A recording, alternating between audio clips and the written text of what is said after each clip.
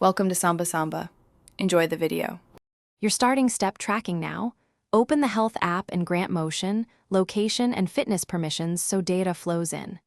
First, make sure your phone or paired tracker is worn consistently. Placement affects accuracy. Once done, enable background app refresh and motion and fitness so the app records steps continuously.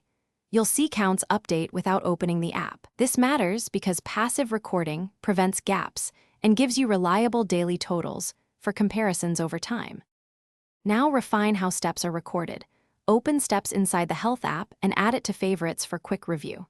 Next, prioritize which device supplies data. If you use a watch, set it above the phone to avoid duplicates.